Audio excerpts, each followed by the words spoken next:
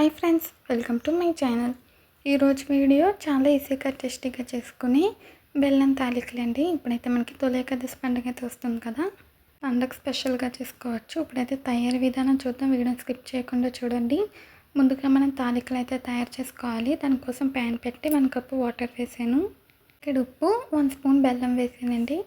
బెల్లం కరిగిన తర్వాత అందులోకి 1 కప్పు బియ్యం పిండి వేసాను. బియ్యం పిండి వేసి బాగా మిక్స్ చేసుకోవాలండి.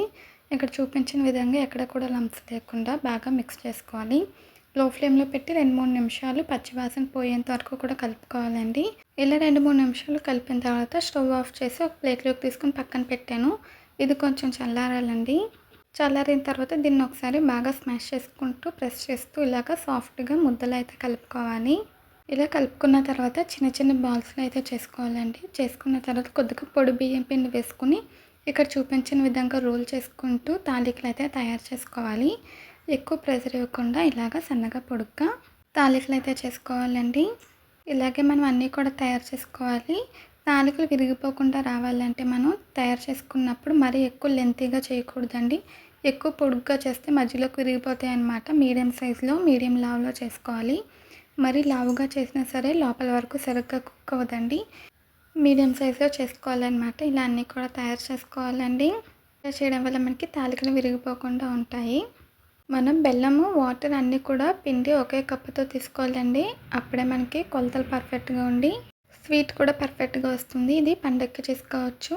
అలాగే అప్పటికప్పుడు స్వీట్ తినాలనిపించినా కూడా చేసుకోవచ్చు అండి. నేను అన్నీ కూడా తయారు చేసేసాను. ఇప్పుడు మనం నెక్స్ట్ ప్రాసెస్ అయితే చూద్దామండి. మళ్ళీ ఒక ప్యాన్ పెట్టి అందులోకి 3 కప్పులు వాటర్ వేసాను. మనం ఏ కప్తో అయితే పిండి తీసుకున్నామో అదే కప్తో వాటర్, బెల్లం తీసుకోవాలండి. 1.5 బెల్లం అయితే వేసాను. వీటిని కొంచెం తక్కువ ఇష్టపడే వాళ్ళైతే 1 కప్పు వేసుకుంటే సరిపోతుందండి. నేను 1.5 వేసాను. వేసి ఒకసారి బాగా కలిపానండి. బెల్లం మొత్తం కూడా బాగా కరిగిపోవాలి. ఇలా మెల్ట్ అయిపోయిన తర్వాత అందులోకి మనం తయారు చేసుకున్న తాలికలు వేసేసి కుక్ చేసుకోవాలండి. లో ఫ్లేమ్లో పెట్టి ఉడికించుకోవాలి. ఒక 10 నిమిషాలు టైం అయితే పడుతుందండి. అప్పుడు మనకి తాలికలు పర్ఫెక్ట్గా లోపల వరకు కుక్ అవుతాయి. ఈలోపు పక్కన ఒక చిన్న బౌల్లోకి 2 స్పూన్స్ బియ్యం పిండి తీసుకుని అందులోకి ఇలా వాటర్ వేసుకొని మిక్స్ చేసుకొని పక్కన పెట్టుకున్నానండి. తర్వాత ఇక్కడ మనకి తాలికలు అయితే కుక్ అవ్వడం స్టార్ట్ అయ్యాయి. తర్వాత నేను ఒక కొబ్బరి చెక్క తీసుకొని ఇలా కొబ్బరి తురుము అయితే తయారు చేసి పెట్టుకున్నాను. మనకి ఇది పలచగా ఉంటుంది కదండి. బియ్యం పిండి లిక్విడ్ వేసుకొని మనం కరెక్ట్ కన్సిస్టెన్సీ వచ్చేలాగా వేసుకోవాలన్నమాట. ఈ బియ్యం పిండి వాటర్ అయితే కలిపి పెట్టుకున్నాం కదా, అది తగినంత వేసుకోవాలండి.